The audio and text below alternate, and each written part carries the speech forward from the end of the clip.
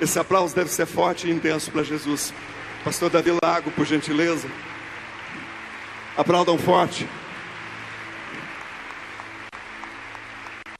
Vamos receber o pastor Davi Lago com um aplauso de boas-vindas. Aplauda o servo de Deus.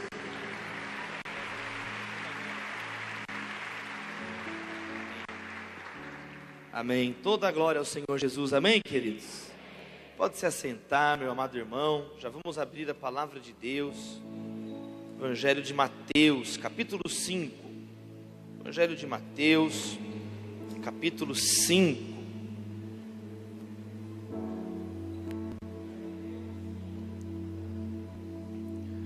Vamos ler essas palavras do Senhor Jesus. Evangelho de Mateus, capítulo 5, verso 21 ao verso 26. Enquanto você está aí, encontrando na Bíblia, é uma honra estar aqui, um privilégio muito grande estar aqui com a pastora, com todos os irmãos. E quero dizer, queridos, que é uma alegria para mim, como filho de pastor, neto de pastor e bisneto de pastor, estar aqui também hoje, como pastor também. Estamos vivendo um momento diferente no Brasil. Eu ainda não encontrei no Brasil alguma pessoa que tenha os 8 bisavós protestantes evangélicos. Eu tenho meus 8 bisavós foram plantadores de igreja. Para minha mãe, o meu avô materno chamava Esmeraldo, e os pais dele eram russos, Stefan Paley e Varvara Paley. Fugiram da Rússia, cristãos perseguidos pelo regime comunista, e eles começaram trabalhar aqui no Brasil, na cidade de Lucélia, aqui no interior de São Paulo. E inclusive a rodoviária de Lucélia é o nome desse meu bisavô, um servo de Deus. Ele cedeu um sítio, um terreno, onde até hoje tem a Igreja Batista em Lucélia. Naquela época, nem o tijolo eles vendiam para os crentes. Era proibido vender tijolo para crente. Então eles montaram uma olaria para fazer os tijolos. Glória a Deus por esses homens de Deus, né? Também pela parte da minha mãe, a minha avó materna chamava Hebe. E meus bisavós, os pais da minha avó Hebe, era José Benedito e a minha bisavó Margarida, uma mulher de oração. E eles foram ali plantadores da Igreja Batista da Lapa, em São Paulo. Por parte do meu pai, a minha avó paterna chamava Noêmia, serva de Deus. E os pais dela, Antônio e a minha bisavó Júlia, eram indígenas. E eles eram líderes, plantaram a Igreja Batista em Boa Vista, no Recife. E por parte do meu pai, meu avô paterno, ele tem um nome diferente, Ederval Pereira do Lago. E o meu bisavô, pai do meu avô Ederval, chamava Anísio Pereira do Lago, casado com a minha bisavó Maria. Meu bisavô Anísio foi um servo de Deus, presbítero, e foi o plantador, o articulador na primeira igreja presbiteriana independente em São Caetano do Sul. E aí eu fiquei tão feliz, né, quando falaram que eu poderia estar aqui na igreja, no púlpito. É uma honra estar hoje no púlpito, onde um dia o pastor Ciro Pereira do Lago trouxe a palavra do Senhor. É com muito tremor e temor. Mas eu quero dizer uma coisa para a tua casa e para a tua família. Eu creio, meus irmãos, que no final desse século, no final do século 21, se Jesus não voltar antes, porque o Senhor Jesus vai voltar, Maranata vem, Senhor Jesus. Ele prometeu que nos buscaria, Ele vai voltar, Ele vai voltar. Se Jesus não voltar antes, meus irmãos, eu creio que no final desse século, em nome de Jesus, vai ser muito comum muitas pessoas, muitos jovens brasileiros, moços e rapazes, dizerem assim: meus 8 bisavós foram servos de Deus, meus 8 bisavós foram tementes à palavra de Deus. Quantos recebem isso para a sua casa, para a sua geração? Que Deus abençoe a sua geração. É um momento diferente no Brasil. É um momento, eu me lembro, 25 anos atrás, na primeira marcha para Jesus em São Paulo. Foi em 1993, eu tinha 7 anos de idade. E era um momento diferente, as pessoas tomaram um susto. 1 milhão de evangélicos lá no Vale do Anhangabaú, em São Paulo. De onde surgiu esse povo? De onde surgiu esse povo? E agora, 25 anos depois, o jornal, um dos mais respeitados do país, a Folha de São Paulo, mostra na sua última pesquisa do Natal de 2016 que 1 em cada 3 brasileiros se declara protestante, evangélico, como a semente do reino de Deus, que é uma semente pequenininha, mas que cresce, vira maior hortaliça, é a árvore do reino de Deus que vai crescendo, e que nesse momento nós também tenhamos o equilíbrio necessário, a paz de Cristo sobre as nossas vidas.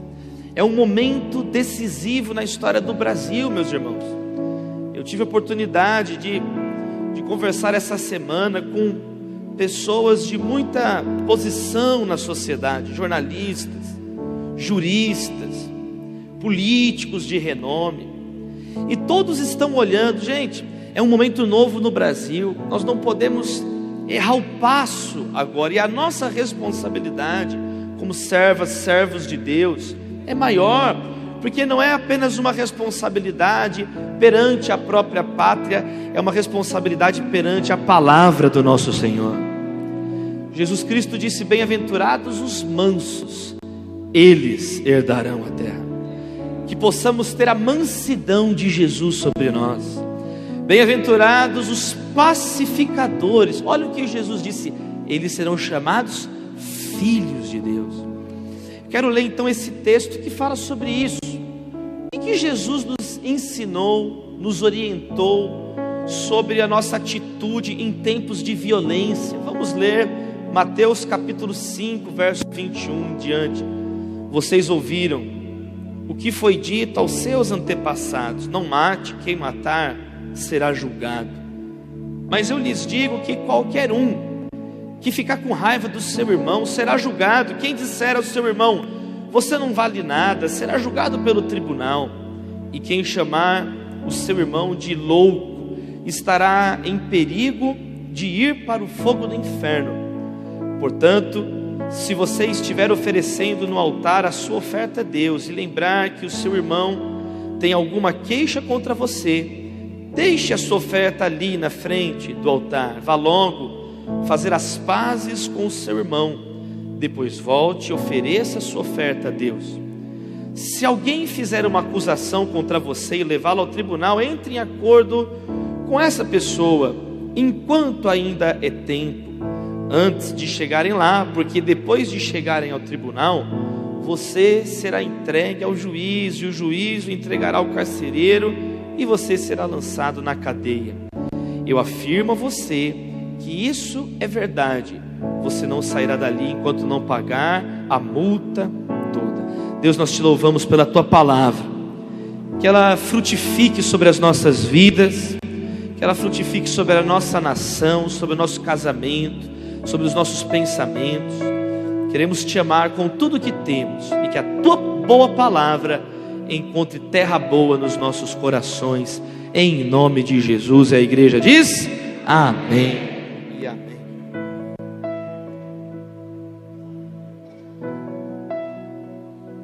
Primeiro, Jesus ele mostra 3 razões para você não deixar a ira dominar a tua vida. Porque, meu irmão, se você for guiado pelas emoções, é perigoso, não é?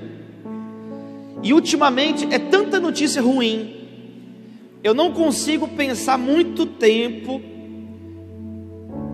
naquela notícia desse zelador que colocou fogo nas crianças em Minas Gerais, quinta-feira. Eu não consigo. O grau de notícias estranhas demais. Esse ano começou com crise em presídios, com decapitações. Notícias que há anos não se escutava no Brasil, com cada vez maior frequência, o mundo em guerra, meus irmãos. Se nós formos levados pelas emoções nesse momento, não vai sobrar ninguém. Todo mundo já nem escuta o outro, já começa a gritar.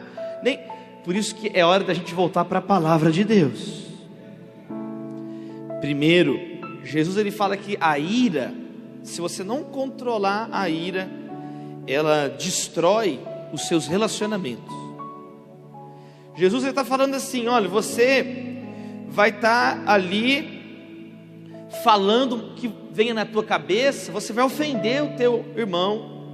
Se você falar guiado só pelas emoções, o cristão não fala guiado pela emoção, ele fala guiado pelo Espírito Santo de Deus. Então nós temos que ter esse domínio próprio, meus irmãos, que Deus dá, porque senão nós vamos destruir as nossas amizades. É muito difícil construir uma amizade, é muito difícil, tem que esforçar. Olha só, é muito fácil, por outro lado, não ter amigo nenhum. É muito fácil também falar assim: eu sou amigo de todo mundo, porque na verdade não é amigo de ninguém.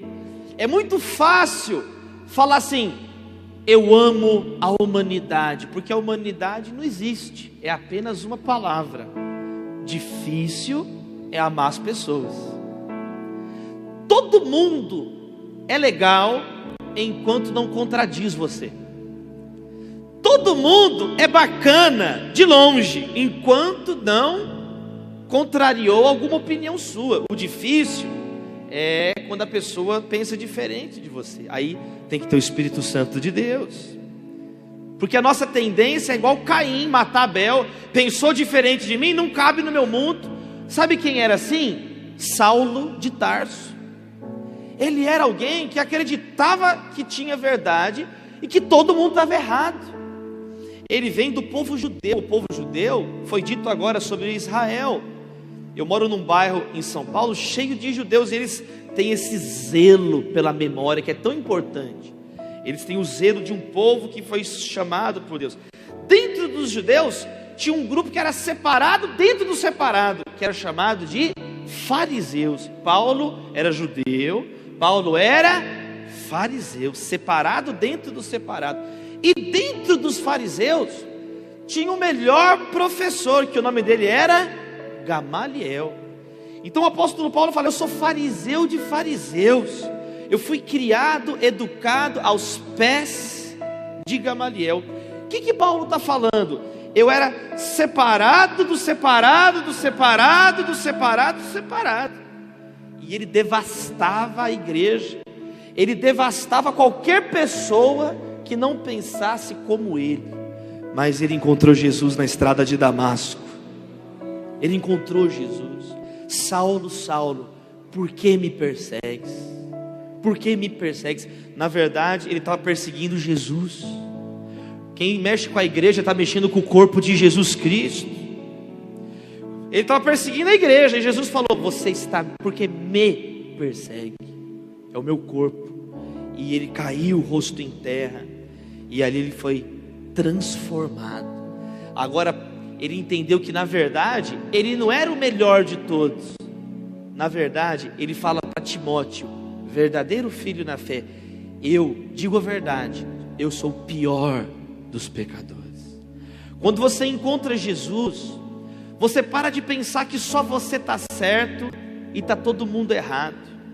Quando você encontra Jesus, você descobre que todos pecaram e carecem da glória de Deus. Quando você se converte, você descobre que todo mundo, incluindo você, está errado, e só tem um que está certo. O nome dele é Jesus de Nazaré. O nome dele é Jesus Cristo. Você pode aplaudir o nome de Jesus. Você pode aplaudir mais forte o nome do único santo, o único digno de louvor, honra, majestade, autoridade: Jesus, Jesus Cristo, Cristo nosso Senhor. Dele, por Ele, para Ele são todas as coisas. Então, meus irmãos, quando Jesus está no controle da nossa vida, você deixa de ser agressivo com as suas palavras. Você entende que Ele está no controle, que não é por força nem por violência, mas pelo meu espírito, assim diz o Senhor. Então você vai ser uma pessoa que vai falar a verdade em amor. A pessoa que fala a verdade, só a verdade, verdade, sem amor, ela fica estúpida, ela fica agressiva demais, ela está falando a verdade. Uma pessoa que só, eu amo todo mundo, eu abraço todo mundo, ela é muito carinhosa, mas ela não está falando a verdade, ela está frouxa, aí ficou frouxo. Por isso que a marca da maturidade, de acordo com Efésios capítulo 4, é fazer os dois juntos. O menino é levado de um lado para o outro por qualquer vento de doutrina. Antes, cresçam em tudo no cabeça que é Cristo, na verdade, em amor. Ama, mas fala a verdade. Fala a verdade, mas com amor. Quem recebe essa palavra? A ira pode destruir amizades, a ira destrói a vizinhança, a ira pode destruir o Brasil nesse momento. A ira está destruindo o Brasil nesse momento. Está na hora de levantar o sal da terra, que é a igreja, luz do mundo. Eu tenho uma filhinha, Maria, tem 4 aninhos, e a Maria chegou para mim e falou assim: papai, você sabe, na natureza, onde que você pode ver o seu rosto? Tirando na água. Porque isso é interessante, ó. Eu estou vendo o teu rosto, você está vendo o meu rosto, você não está vendo o seu próprio rosto, você precisa de um espelho. E a minha filhinha falou: papai, onde que você pode ver o teu rosto, tirando o reflexo na água? Eu falei: eu não sei, Maria. Eu pensei assim: eu não sei, filha. Aí sabe o que ela fez? Ela fez assim, ó.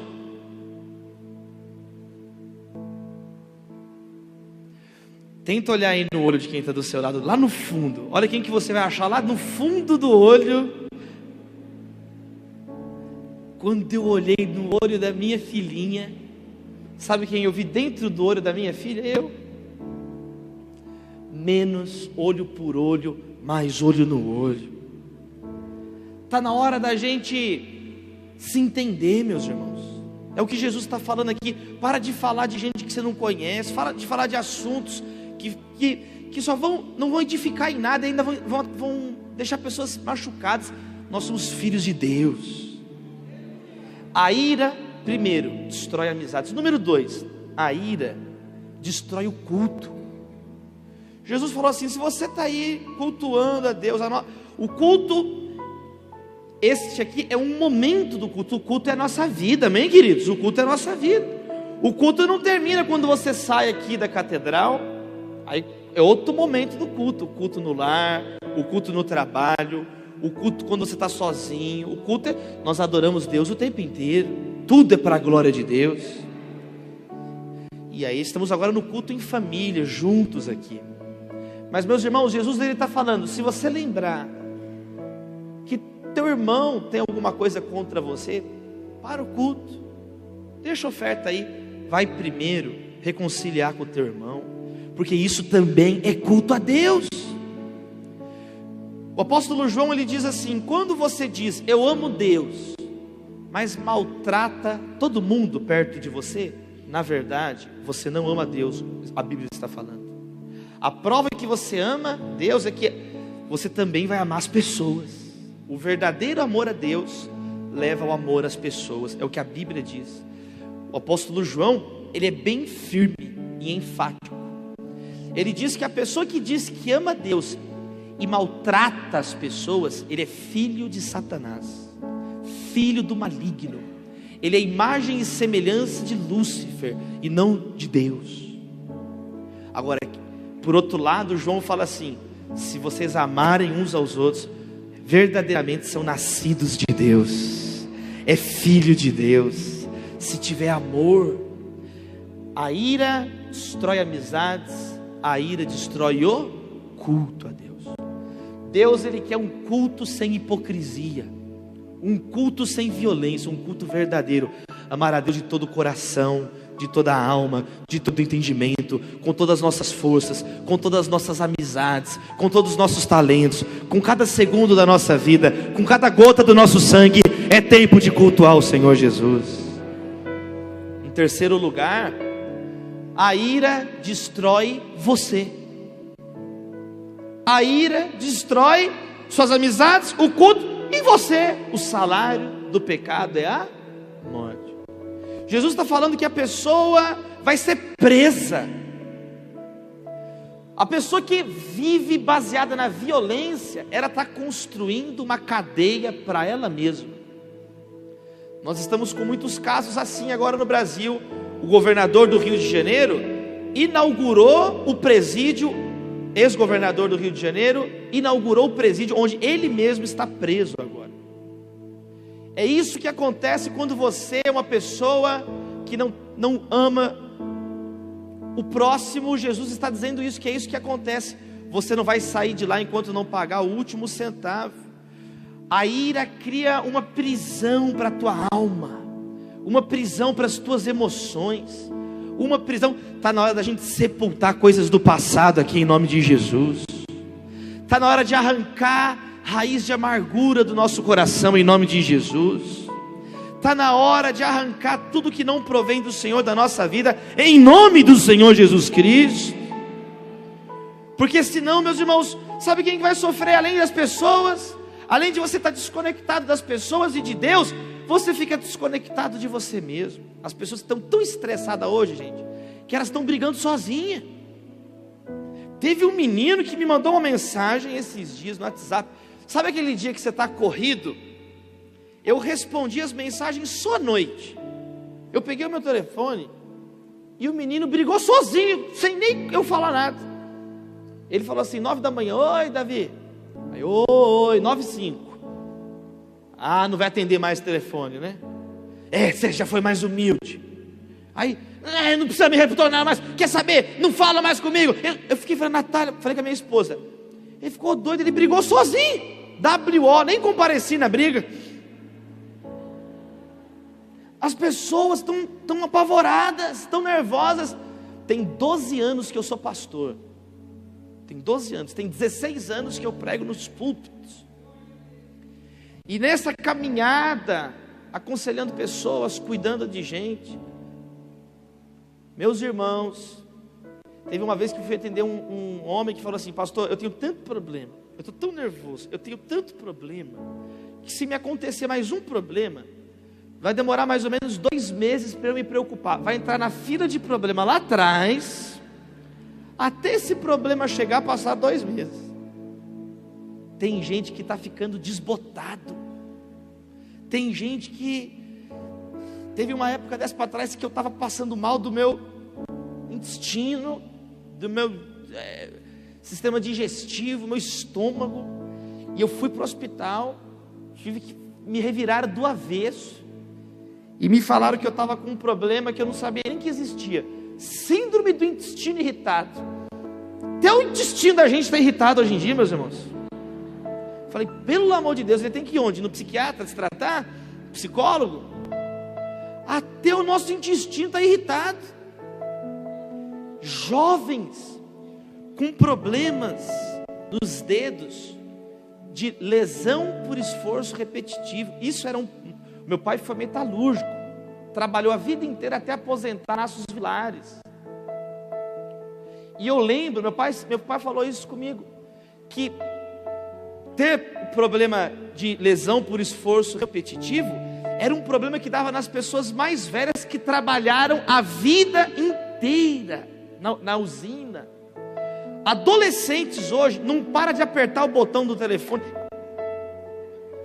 estão sendo tratados com gente, está na hora da gente olhar para a cruz de Jesus, está na hora da gente respirar, está na hora da gente acalmar o nosso coração e confiar em Jesus. Ele salvou a humanidade, Ele salvou a nossa vida. Está na hora de nós reencontrarmos o momento aos pés da cruz. Não andeis ansiosos por coisa alguma, basta cada dia o seu próprio mal. Você não é Deus, você tem que ser curado da síndrome de Salvador do mundo. O Salvador do mundo já existe, está consumado. O nome dele é Jesus Cristo, Rei dos reis, Senhor dos senhores, Alfa, Ômega, princípio e fim, luz do mundo, pão vivo que desceu do céu, maravilhoso, conselheiro, Deus forte, Pai da eternidade, príncipe da paz, Jesus, Emanuel, Deus conosco. Salvador do mundo. Meus irmãos, a nossa vida é Cristo. Jesus Cristo é a nossa fonte, Jesus Cristo é o nosso curso, Jesus Cristo é a nossa foz. Dele, por Ele, para Ele são todas as coisas. Jesus, nele nós vivemos, nos movemos, existimos. Cristo logo existe. Nós vivemos em Jesus. Pare de pensar que todo mundo precisa. Deixa eu te dar uma notícia essa noite: com ou sem você, a vida continua. É impressionante isso. Agora tem Colossenses diz: nele tudo subsiste. O nome dele é Jesus. Você pode exaltar o Senhor Jesus com a sua adoração, com as suas palmas. Ele é o único que nunca pode faltar. Jesus Cristo, nosso Deus, ao único que é digno de receber. Amém, queridos? Quem exalta Jesus aí? Quem ama o Senhor Jesus? Jesus, o que nós devemos fazer então? 3 orientações que Jesus nos deu. Número 1, refletir sobre os seus relacionamentos. Porque muitas vezes nós pensamos no dinheiro, no estudo, né? Nas contas, no trabalho, no ministério, nas atividades, nos números, e poucas vezes paramos para pensar nos relacionamentos. Jesus, nosso Deus, está nos ensinando: quando você estiver no culto e se lembrar do teu irmão, que ele tem algo, Jesus está ensinando que a hora do culto é um momento de você também pensar nos seus relacionamentos. Tem homens que, por exemplo, trabalharam o dia inteiro, ou a mulher trabalhou o dia inteiro, o filho trabalhou o dia inteiro, foi educado com as pessoas, sorriu, estava legal no trabalho. Aí chega em casa, tem menino que pensa que a mãe é escrava dele. Aí ele chega em casa, tratou todo mundo bem na rua, aí chega chutando o chinelo. O homem trabalhou, ele não gritou com o patrão dele, ele foi legal com os clientes, com os funcionários. Aí chega em casa agora, pensa que a mulher é escrava dele, chega babando. A mulher trabalhou, aí vai encontrar, aí desconta agora no filho, no marido. Meus irmãos, nós somos servos de Deus. O marido tem que ir para casa e falar assim: eu trabalhei agora muito, mas agora eu estou indo no melhor momento, é a minha casa. Ele já vai orando: Deus me abençoa, eu estou cansado, eu trabalhei hoje, mas eu vou agora para o momento mais importante, eu sou sacerdote do meu lar. A mulher pode falar: poxa, eu tive todos os meus afazeres hoje, mas agora eu quero encontrar o meu marido, os meus filhos. Isso é uma família cristã. Aí vai chegar, está todo mundo cansado, todo mundo teve um dia difícil, e às vezes a gente deixa, vai virando uma bola de neve, um novelo, vai deixando, não pede perdão, não pede desculpa, não fala obrigado, não fala bom dia, não fala boa noite, não pede licença, vai virando uma confusão. Quando menos percebe, é um monte de estranho morando na mesma casa. Não é mais uma família. Pense nos seus relacionamentos. Sabe uma coisa que eu faço na virada de todo semestre? Eu pego meu telefone e olho todos os números que eu tenho, um por um. Se tem gente que tem, eu descubro que tem telefone que eu não preciso ter, eu deleto. Tem gente que eu falo: puxa, faz tempo que eu não falo com essa pessoa, dou uma ligada, mando uma mensagem. O cristão é alguém que leva a sério as amizades e os relacionamentos, porque isso é sinal que nós somos filhos de Deus. Levar a sério, conversar, perguntar. Às vezes, meus irmãos, você nunca parou para pensar a sério, e tem um irmão, um primo, um parente distante, e às vezes é um telefonema, e essa pessoa vai ser tocada pela graça de Deus. Porque quando você começar a estruturar as suas amizades, estruturar a sua família, os seus amigos, meus irmãos, muita coisa muda. Muita coisa muda. Coisas simples são consertadas, porque aí a sua vida está pautada na palavra de Deus. Quem recebe essa palavra? Abre assim sua mão, a primeira oração então, a primeira lição, precisamos refletir. Deus, nós queremos pensar nas nossas amizades, não queremos que os nossos relacionamentos se transformem, ó Deus, em terrenos baldio de qualquer jeito. Queremos que as nossas amizades sejam um lindo jardim para a Tua glória. Queremos cultivar nossa família, queremos cultivar os nossos colegas, nossos amigos, que possamos pensar se nós chateamos alguém, ou se estamos tristes com alguém que devemos perdoar. Em nome de Jesus, tira, Pai, tristeza do nosso coração, e que possamos nos lembrar, faz cada um de nós lembrar, Senhor, de laços quebrados que precisam ser restabelecidos, em nome de Jesus, amém, queridos? Número 2, Jesus está falando para nós priorizarmos a reconciliação. Ele fala assim: deixa a oferta e primeiro vai lá, depressa, reconciliar com o teu irmão. Perdão é prioridade na nossa vida, meus irmãos. Liberar perdão, pedir perdão. Jesus não falou assim: vai lá, faz tudo o que você tem que fazer e depois, se tiver tempo, vai lá pedir perdão. Prioridade, para o que você está fazendo. Vamos buscar a reconciliação. Coríntios, 2 Coríntios 5, 18 em diante, vai dizer que nos foi dado o ministério da reconciliação. Porque Jesus nos reconciliou com Deus. Você tem que lembrar que foi eu e você, fomos nós que erramos com Deus. Não foi Deus que errou com a gente. E Ele nos perdoou. E Ele enviou Jesus para morrer no nosso lugar. A reconciliação partiu dele, não de nós. Porque nós que erramos. Olha que interessante. Porque também tem gente que fala com Deus como se Deus fosse culpado de alguma coisa. Todos pecaram e carecem da glória de Deus. Deus é bom, Ele é luz, nele não há treva alguma. Tem um pastor muito amigo meu, pastor Ismael, lá em Belo Horizonte. E teve um dia na vigília, ele é ministro de louvor, e teve um dia na vigília que ele estava com tanto sono, 3 horas da manhã na vigília. Ele fez uma oração assim, ele estava sonâmbulo: Deus, eu te abençoo. Todo mundo acordou. Pastor Ismael está ficando doido, porque ele está abençoando Deus. Não, fez blasfêmia. Aí a gente acordou, a gente subiu: Pastor Ismael, está tudo bem? Por quê? Você está abençoando Deus. Não está misericórdia, irmão, está amarrado, eu não fiz isso não. Fez sim, você estava dormindo, aí você abençoou Deus. Aí todo mundo deu risada que viu que ele estava dormindo. O problema é que tem gente fazendo isso acordado. Tem gente que pensa que é ele que vai abençoar Deus. É Deus que nos abençoa, é Deus que nos perdoa. Nós aceitamos o perdão de Deus, pedimos perdão, nos arrependemos.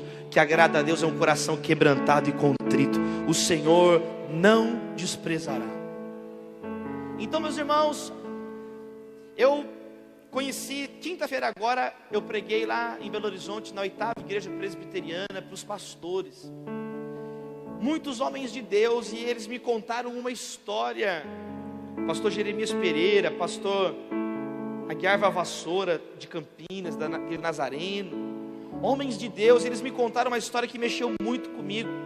De um pastor que foi evangelizar uma garota de programa com um irmão, um discípulo, um jovem discípulo da igreja lá.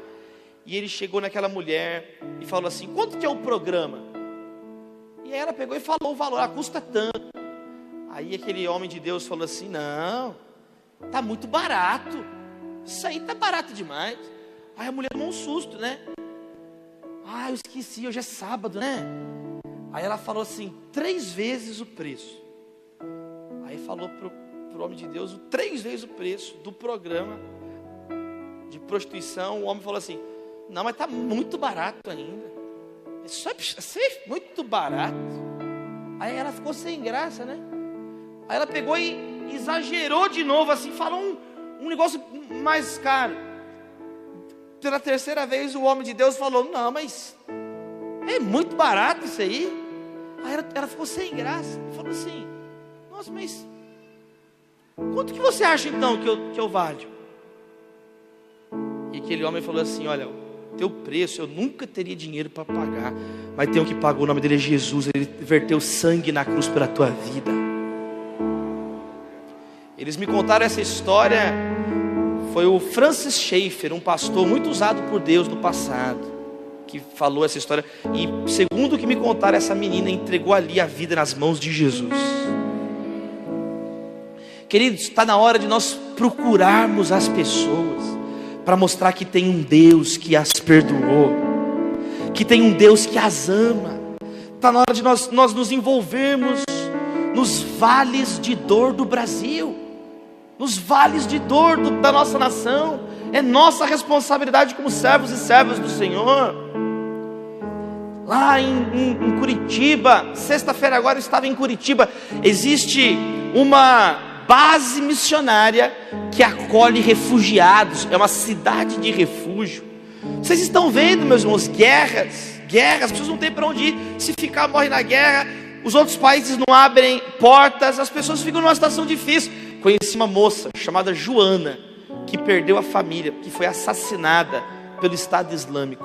Essa moça está no Brasil, conseguiu vir para o Brasil, entregou a vida para Jesus, se tornou cidadã brasileira, está agora sendo treinada. Ela fala assim: agora eu quero ser uma missionária, eu quero dedicar agora a minha vida só a falar desse Jesus que eu encontrei aqui no Brasil. Ela chama Joana, lá na Missão Mais, em Curitiba. Está na hora de nós olharmos para essas pessoas, meus irmãos, olharmos aquilo que Deus tem direcionado, que se levantem embaixadores de Cristo na nossa nação, pessoas que vão levar a mensagem da reconciliação. Você pode abrir assim a sua mão comigo. Onde você estiver, você é o embaixador de Cristo, você é o ministro da reconciliação. A nossa guerra não é contra a carne ou sangue, mas contra principados e potestades espirituais, que já foram derrotadas na cruz do Calvário. O diabo está debaixo dos nossos pés, meu irmão. A cabeça da serpente foi esmagada por Jesus Cristo. E nós vamos levar a boa nova, a boa notícia, a notícia eterna que Jesus vive, e nele há vida e vida em abundância. Senhor Jesus, nós oramos. Queremos levar o Evangelho onde estivermos. A reconciliação é prioridade para nós. É prioridade falar de Jesus. Renova a chama do primeiro amor. Quantas pessoas oravam, já não oram mais. Quantas pessoas tinham listas de intercessão, hoje vive só pedindo oração. Quantas pessoas traziam respostas, agora só trazem problemas, só trazem confusão. Quantas pessoas antes eram um bálsamo de Deus e agora viraram um peso, viraram pessoas que são agressivas. Senhor, muda a nossa vida em nome de Jesus.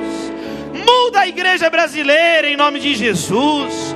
Não queremos agir como meninos, mas como pessoas maduras, cheias do Espírito Santo de Deus. Quem recebe essa palavra, diga glória a Deus.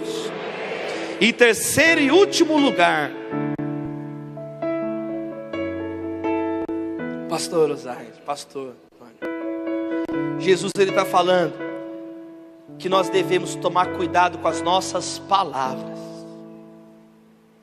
Jesus está dizendo aqui: cuidado, não fale do seu irmão, ele não vale nada. Não fale do seu irmão, ele é louco.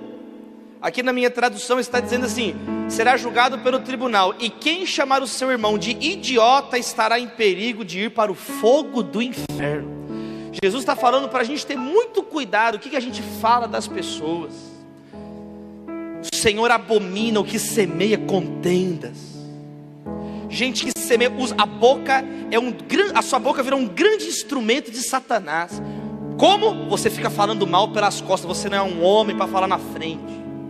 Você não é mulher de Deus para falar. Se você tem alguma desavença, Paulo, Barnabé não tiveram uma desavença? Resolver igual o homem de Deus, mano a mano. E aí eles mesmos se acertaram. Cada um foi para um lado falar de Jesus. Resolveram igual adulto. Jesus ensinou até isso. Tem coisa, meus irmãos, você sabe muito bem, que a cidade de Deus é quadrangular. A Nova Jerusalém, ela é quadrangular. E é como essa catedral, é o quarteirão inteiro, ó. Tem uma porta que dá para um lado do quarteirão, tem a outra porta que dá para o outro lado do quarteirão, tem a outra porta que dá para o outro lado, mas todas vêm para o lugar do culto. É a Nova Jerusalém. Então às vezes Deus vai usar uma pessoa para o lado de lá, às vezes Deus vai usar a pessoa para o lado de lá, mas são servos de Deus. O dedo tem uma função, o olho tem outra função. A igreja brasileira virou campeã olímpica de tiro ao próprio pé.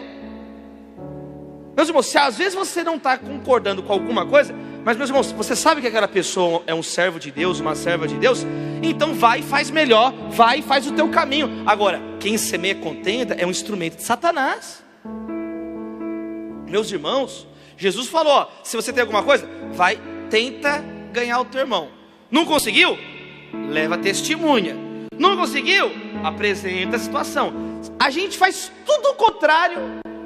Não tem uma coisa contra o irmão, em vez de procurar, já vai para o Facebook falar tudo, xingar todo mundo, escrever textão no Face. Já acorda, vai para o Face, me sentindo triste. Ninguém te perguntou nada. Ninguém está nem aí para você. As pessoas já têm um monte de problema. Pare de pensar que só os seus problemas importam. Pare de pensar que só você sofre. Pare de pensar que só você tem dificuldades. Meus irmãos, nós somos servos de Deus, amém, queridos? Está na hora da gente tomar cuidado com as palavras. Está na hora. Coisa mais triste que pode existir é uma igreja desunida, dividida, que não tem maturidade. O meu pai, eu disse para vocês, pastor, ele pastoreou uma igreja em São Caetano do Sul, que chamava Comunidade Evangélica de São Caetano. E eu quero encerrar contando essa história para orar com os irmãos. Não existe nada mais triste que uma igreja dividida. Eu vi meu pai trabalhar a vida inteira como metalúrgico, que eu falei para vocês, e à noite ele chegava em casa e ainda era articulador das reuniões, chamava as pessoas, pregava. Então eu vi, e a hora que eu tinha que ficar com meu pai era à noite, e eu ficava com meu pai nas atividades da igreja. E aí a igreja foi crescendo, crescendo, crescendo, crescendo, crescendo. 1.000 pessoas, 1.500 pessoas, na década de 90. E a minha casa tinha sempre pastores que dormiam lá em casa, do Brasil inteiro. Eles vinham para a nossa casa, e eu cedia a minha cama e dormia no chão, no quarto dos meus pais. E os pastores e missionários dormiam na minha cama. Muitos pastores, missionários da Nigéria, de Toronto. E eu cresci numa casa missionária, e vi pessoas se convertendo, meu pai batizando, celebrando casamento, com tanto amor, etc. E aí um dia, o meu pai, trabalhando muito, ele teve uma depressão muito profunda, porque morreu o meu avô com 59 anos, e depois morreu um tio, irmão da minha mãe, criancinha, que era como se fosse meu irmão mais velho, tio Yuri, morreu num acidente de carro com 20 e poucos anos. E aí meu pai caiu abatido, ficou deprimido, e teve um monte de problemas de saúde, meu pai, um monte de problemas de saúde. Nesse período que meu pai ficou completamente fragilizado, sabe qual foi a grande contribuição da igreja? Dividir. Os 3 pastores, cada um saiu para um lado. Gente que meu pai ganhou para Jesus, batizou, discipulou, treinou. Agora ele é a síndrome de Satanás. Ele pensa que ele que quero ser uma pessoa. Sabe o que aconteceu? Dividir a igreja, largar a nossa família, minha mãe chorando. Nós fomos despejados de casa. Chegou a esse ponto, porque agravou a saúde do meu pai. Eu espero que ninguém tenha que ser despejado de casa para entender o valor da unidade da igreja. Eu tenho todos os motivos do mundo para odiar a igreja evangélica. Mas meus irmãos, essa semana passada eu preguei 8 vezes em 7 dias, em 5 estados diferentes, para a glória de Deus que eu estou falando isso. Porque não é a igreja, é o corpo de Jesus. Sabe o que aconteceu? pastor Jorge Linhares, da Igreja Batista Getsemane, e outros amigos do meu pai nos socorreram. Fica tranquilo, irmão. É igual o Chevette do meu avô. Se uma porta fecha aqui, a outra abre ali, meu irmão.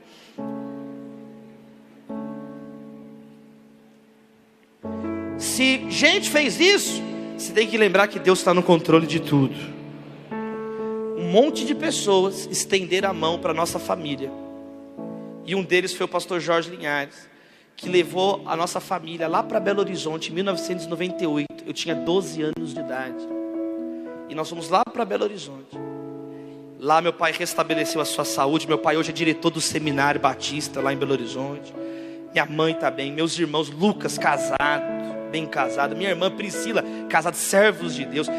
Lá eu conheci a minha esposa Natália. Lá nasceu a minha filha Maria. Lá eu estudei Direito na PUC. Me formei, fiz mestrado em Teoria do Direito. Lá começou meu ministério. Lá eu fui ordenado pastor com 19 para 20 anos de idade. Lá em Belo Horizonte, Deus restabeleceu a nossa família. Deus tinha planos maiores que os nossos planos. Os planos de Deus são maiores que os seus planos. Lá nossa família foi curada. Lá a nossa família foi redirecionada por Deus. E aquelas pessoas que dividiram a igreja, uma por uma veio pedir perdão. Uma por uma pediu perdão. Um pastor pediu perdão. O outro pastor pediu perdão. E o outro pediu perdão. E outro casal pediu perdão. E o outro pediu perdão. E o outro pediu perdão. E no início desse ano, para a glória de Deus que eu falo isso, os irmãos em São Caetano se reuniram. Chamaram meu pai, minha mãe, eu, Lucas, meu irmão, minha irmã. E agora os cônjuges e a minha filha Maria, netinha, né? E aí reuniu a igreja inteira, 19 anos depois. Pediram perdão, oraram, meu pai pregou e o evangelho sarou a nossa vida. O evangelho sarou a nossa família. E o evangelho sarou 19 anos. Porque, meus irmãos, existem feridas, meus irmãos, só Deus pode sarar. Existem feridas, mas eu quero te contar um testemunho aqui, porque às vezes tem uma coisa lá atrás. Às vezes mais que 19 anos. Eu vim aqui te contar um testemunho que o evangelho é mais poderoso que qualquer ferida. Ele pode te curar essa noite. Milagres podem acontecer nessa reta final de 2017 na sua família, na sua casa, na sua comunidade, na sua igreja, quando recebem a palavra de Deus. Vamos orar pelas famílias. Fica de pé no seu lugar. Vamos cantar mais uma vez ao único que é digno. Vamos cantar ao único que é digno. Cante de rei.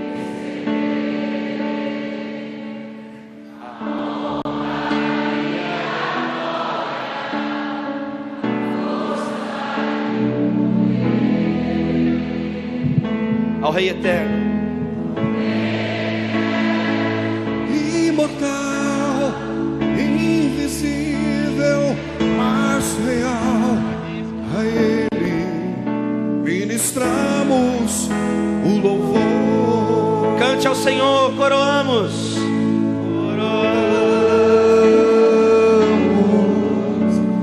A Ti, ó em Jesus, coroamos.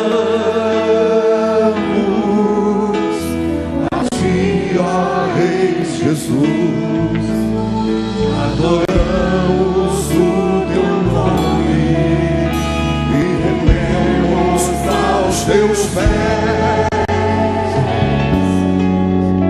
consagramos todo nosso ser. Uma vez mais, bem forte, coroamos, cante. Coroamos a Ti, ó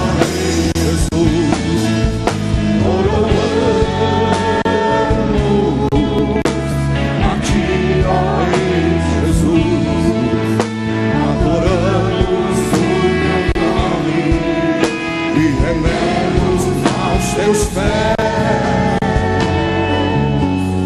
consagramos todo nosso ser. Para encerrar, só as vozes da igreja, coroamos.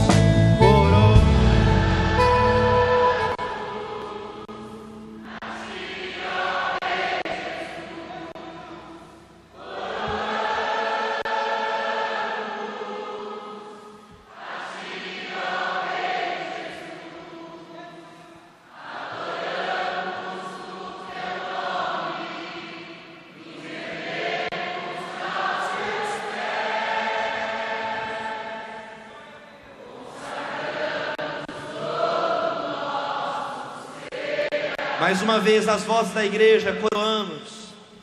Coroamos.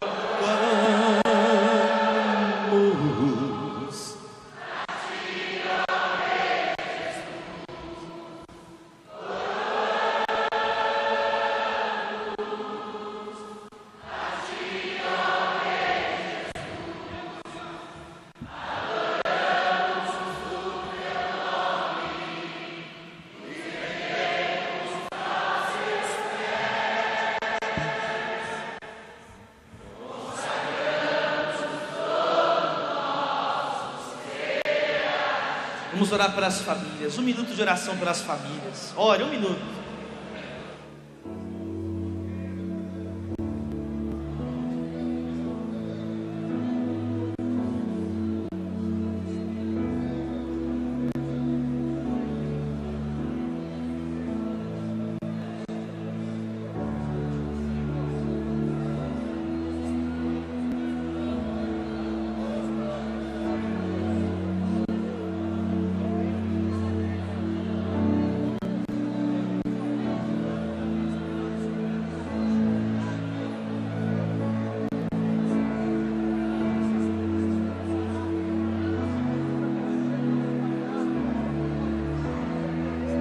Senhor Jesus, salva a nossa nação, usa as nossas vidas, somos o teu corpo.